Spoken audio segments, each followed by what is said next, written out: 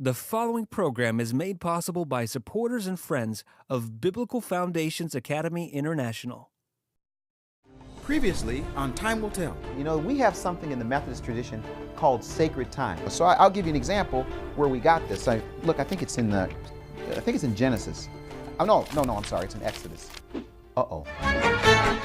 I needed to do something radical and get myself back to the land of Israel. There's only one place in the world where all three religions come together. King David, Jewish, the Last Supper room, and you have on top a Muslim minaret.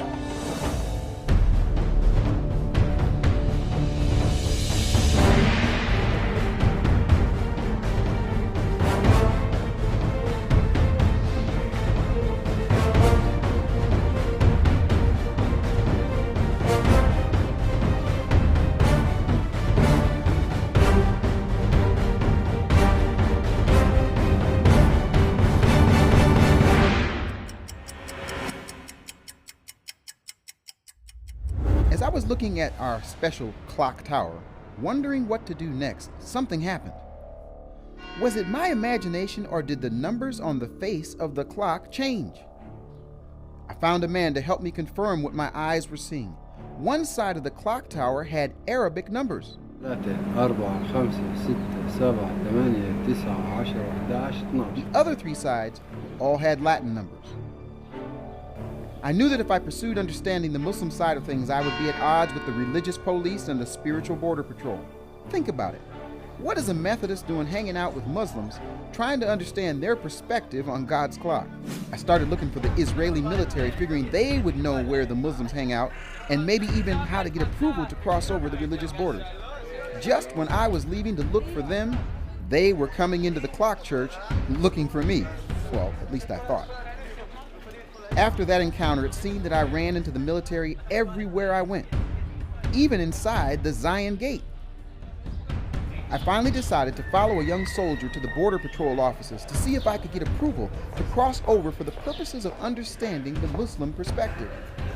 When they refused to let me in, I decided to take my chances by looking for a ready, willing, and able Muslim who would tolerate a curious Methodist. I knew where I needed to go, to the West Bank. It is always a little nerve-wracking waiting to get approval to cross over these borders. These guys are trained to sniff out a troublemaker.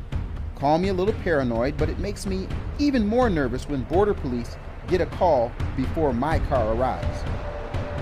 After convincing him that I was okay, I drove past the famous security wall into the West Bank and started looking for anybody who would help me. I checked with a sheep herder, a camel trainer. I was so desperate, I even pulled over a donkey rider. I can honestly say that now I've been a part of racial profiling.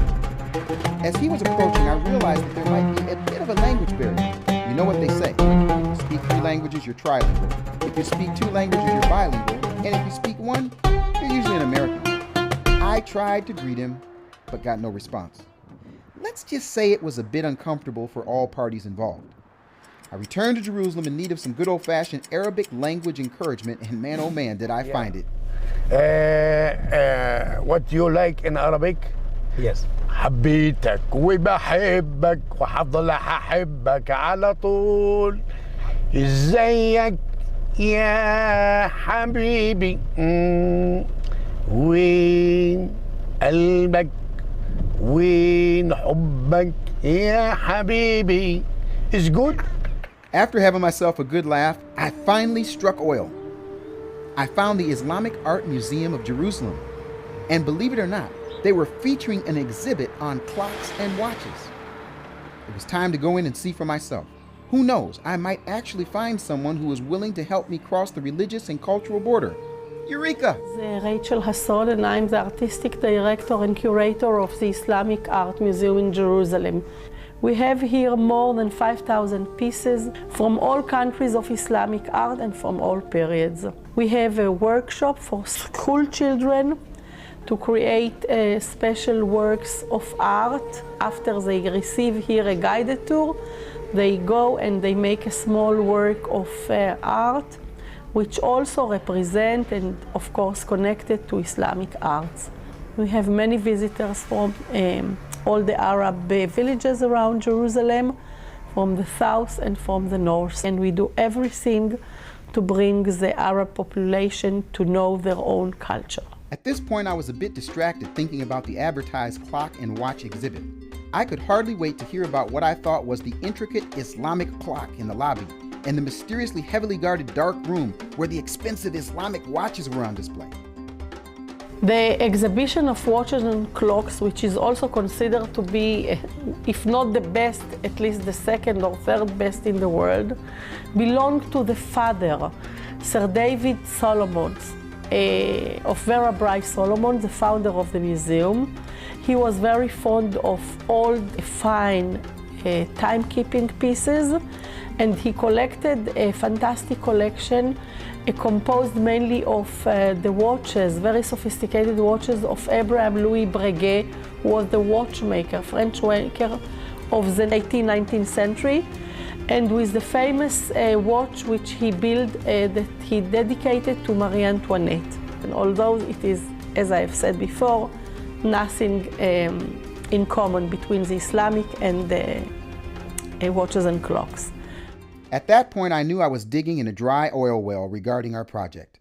Though I learned a lot about Islamic art and expensive clocks and watches, I didn't have any new information about Muslim time. As I was leaving the museum, I looked up at the sign in 3 languages. Then it hit me. I decided to get really radical, and a museum just wasn't going to do. I needed to get to 3 Muslim hotspots if I was going to get to the bottom of this issue, and I had to find somebody who was trilingual to help me. As I was looking for some direction, I ended up in front of the Mount Zion Hotel, and it happened. There it was in front of me with my military escort as a second witness to boot. I needed to find a Muslim taxi cab driver who was trilingual. It took all day and all night, but I finally found one. My name is Iyad. Okay, tell them where you from. I am from Jerusalem. I born in Jerusalem. All my family in Jerusalem. I know Hebrew language because I born in Israel, and Arabic, it's my language, and not too much English, but I try to speak good English. Okay. And I hope my friend be very happy with me. Yes, all I right. try to do the best for him. Excellent. Okay. I was warned by several people who live in Israel to stay away from the Temple Mount in Jerusalem, the tomb of Abraham in Hebron, and not to even think about going to Jericho that was under PLO control. All 3 of these places were on my agenda. Tensions escalated at 2 of the spots the week before I arrived. Tourists have become the victims of rock throwing after a group of masked Palestinians reportedly targeted them near the Al-Aqsa Mosque. Tensions have risen recently at the Temple Mount site between Palestinians and the Israeli police. The security process was ridiculously long, and the new rules for non-Muslim visitors to get up to the Temple Mount were at the least oppressive. No reading Bibles, no blowing shofars, and no public praying. They didn't say anything, however, about not making a public proclamation of truth. Well, I'm standing in a place that some people say is forbidden. Other people say I'm not supposed to be here. There are all sorts of rules and all sorts of regulations, but I know a scripture that says this: the earth is Jehovah's and the fullness thereof. I am here in a place that he caused his name to dwell forever. Right now, there are all sorts of political issues. They say this is probably not a good place for me to make a declaration, but I do declare today that the earth still is Jehovah's and the fullness thereof, including this spot. It's just that at this present time, it's not in the way that it used to be, but in the future it shall be. Yehovah Hu Elohim, Jehovah is God. Amen. After making the proclamation, we began asking Muslim men standing in front of the Al-Aqsa Mosque if they knew a sheikh who would be willing to talk to me. As I was looking for a sheikh with one eye, I had my other eye on the Israeli military, just in case things started getting ugly. Just when I was about to give up looking, we found a ready, willing, and able sheikh. This guy was a walking Muslim encyclopedia. He talked with great excitement about the 2 mosques, the Prophet Muhammad and his white horse, the 8 angels who brought down the sky from heaven, and much more. To be honest, the way he talked about his traditions made me think he'd have been a great Methodist preacher. I decided he was going to be my new Muslim consultant. זה חבר שלי, אני רוצה לנסוע לחברון. אוקיי. אתה יכול להביא לי לחברון? אוקיי, אני יכול. אתה יכול. אני יכול לבוא להברון? זה to see Abraham? To see mosque of Abraham. על אברהים מוסק. אתה יכול? אני יכול. בואי נלך. אוקיי. בואי נלך. אוקיי. אוקיי. I still had two remaining issues: how much time it would take, and a test question for my two new Muslim travel companions. أحسن إلي. Okay. We got to stay 5 hours. No, too much. 4 hours. We went 1 hour, 2 hours, yes. 3 hours. 3 hours. Okay. Let's go now. So tell me Friday, Saturday, Sunday. Friday for the Muslim? Friday it's for Muslims day. What day is it holiday. It's called يوم الجمعة. And it's Saturday it's Shabbat, the Jewish day. And Sunday it's Christian day. Okay, what does Al-Jum'ah mean? No, Al-Jum'ah is mean Friday because Muslim people and nation every Friday because it's a holy day for Muslims because Quran revealed in Yom Al-Jum'ah in a day of Friday. And this is the holy day of Islam. They passed the test question about the Muslim holy day with flying colors. Now I just needed to figure out how to get all this done in 3 hours.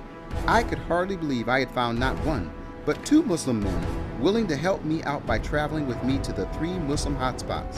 First stop, Hebron. Upon arrival in Hebron, it was time for a good old-fashioned security shakedown. الله يعطيك العافية الله يبعدك هات كمان شيك خلاص هلا بس باخذ 5 هلا. After clearing security, I made it just in time for the military changing of the guard and the Muslim call to prayer.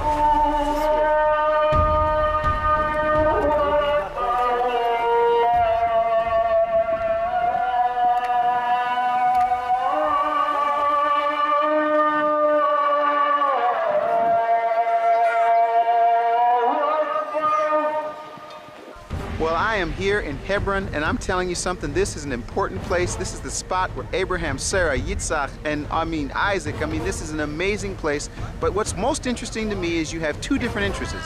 One entrance for the Jews, another entrance for the Muslims. If you're a Methodist, you can go on both sides, so I'm going to take you in from both sides to see what we can see in this important place.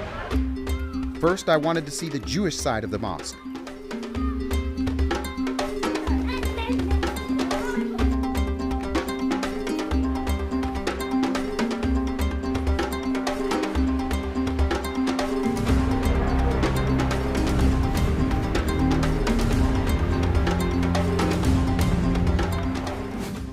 The Sheikh could hardly wait to take me in on his side of the tomb of the man he called Abraham Avinu, Abraham, our father.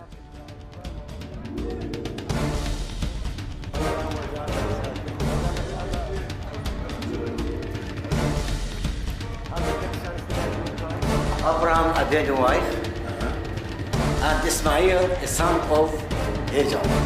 Ishaq, Isaac.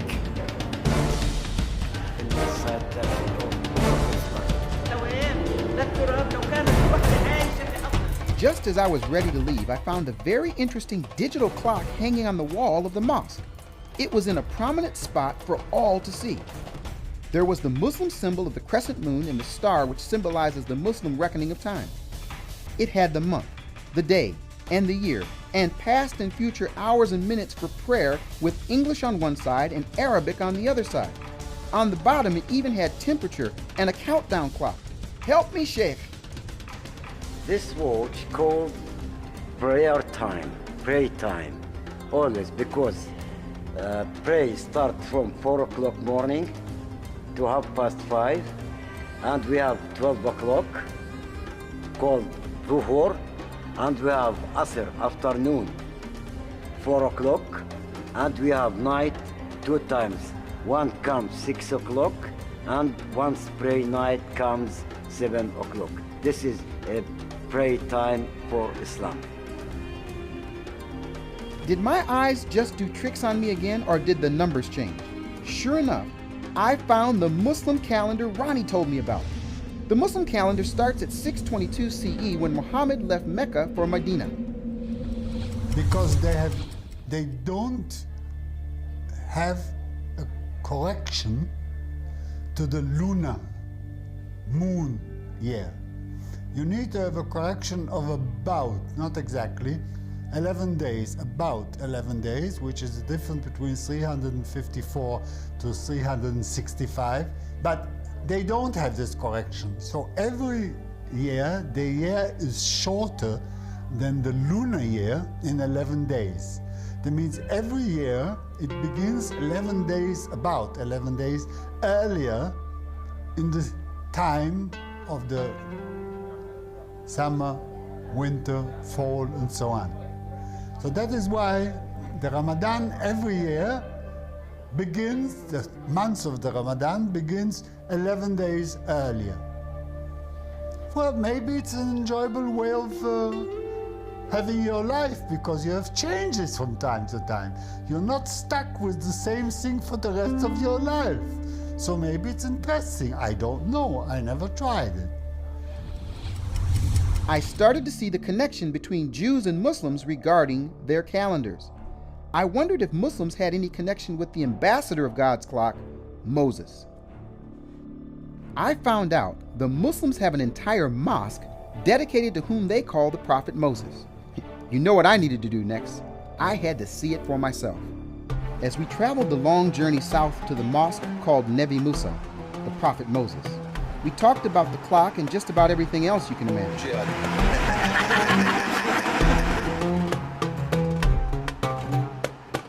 On the way down to Nebi Musa, I noticed a Bedouin with his camel right next to the sea level sign. So I decided to take a short break to talk to him about God's clock. Okay, I confess. I just wanted to see if he would let me ride his camel. This is my friend. Yes. We're on our way to Nebi Musa. You're welcome. But first, we're going to stop and ride the camel for a minute, and then we will go to Nebi Musa. You're welcome. Put the cap. Yeah. Good. Oh, we are walking. Keep walking. I actually was inspired as I rode the big beast, thinking about what it must have been like to travel in places just like this in ancient times. I was having such a good time, I accepted the invitation to sit down and talk with my new Bedouin friend. What was supposed to be a quick stop to ride a camel became a genuine roadside Bedouin tea party.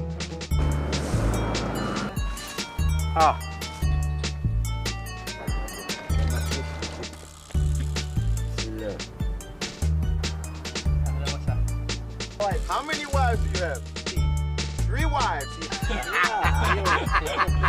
Aisha looks at 3 phases of the moon.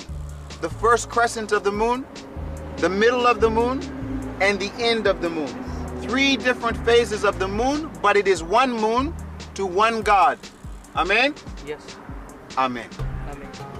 That tea was so good, I was ready to ride Shushi the camel again, but she wasn't budging. Time to go see Nebi Musa, the mosque of the Prophet Moses. Have I mentioned how much fun I was having learning from my new Muslim friends? Our long trip allowed me to ask them many questions about their Quran and the connection with the Torah, so that when we arrived at Nebi Musa, I was well prepared. As we turned down the long road, I had a feeling of expectation. To see this mosque out in what seemed to be the middle of the desert felt like I was in a time machine. All I needed was Shushi the camel, and I would have fit right in. Watching an Arab woman loading her donkey with water and making a long trek into the barren hills made the visit even more authentic. When I entered the compound, I felt both excitement and sadness. It was difficult to think of Muslims and Jews honoring Moses but being in such an adversarial relationship in present times. I made it to the mosque, of course, just in time for the 3:13 call to prayer.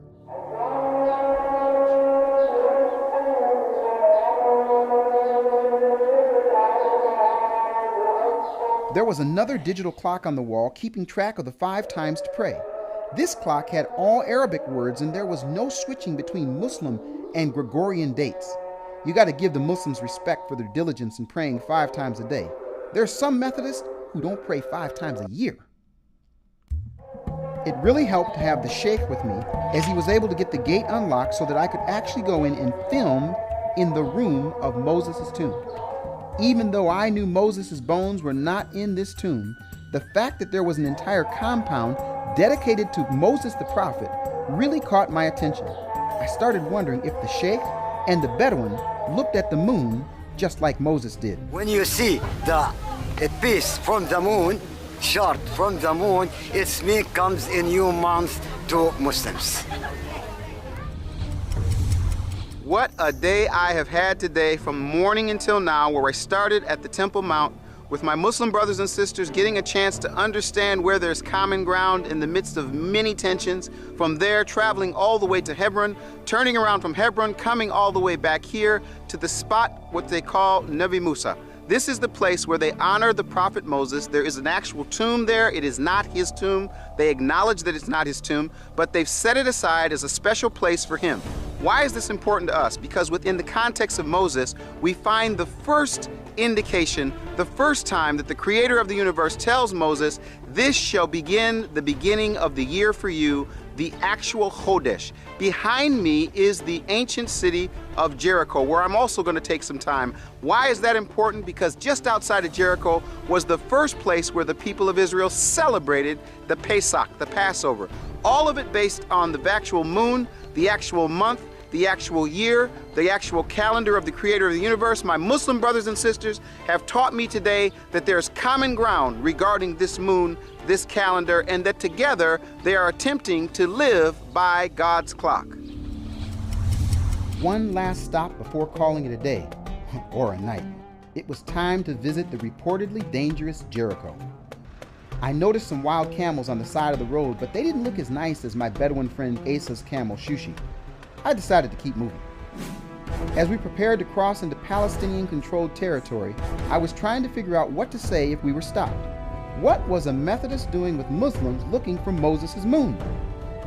Can somebody check to see if the claim is true that Jericho is the oldest city in the world? It certainly impressed me.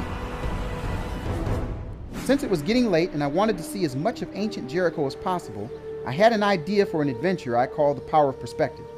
I just didn't think I should tell my new friends how I wanted to accomplish getting this perspective. I diverted their attention with this guy, so they wouldn't focus on what I wanted them to do. Before they could back out, they were sitting down and the door was locked. Does anyone know Arabic cuss words? Because I think I heard a few directed towards me. From the bottom to the top, to the bottom, back up to the top. The oldest city in the world, to claim the oldest city in the world, Jericho. Let's go to the top of the mountain to get the power of perspective. After a bit of uncomfortable silence, everybody loosened up and there were smiles all around. Until there was an abrupt halt and we were swinging several hundred feet in the air. The language once again switched from English to Arabic. Once we made it to the top, we were all friends again. When I saw some stairs going up, I knew that meant there was more to see and probably some animated Arabic to come. We kept climbing. At the end of the path, there was a Greek flag on what seemed to be a church or monastery with a locked door.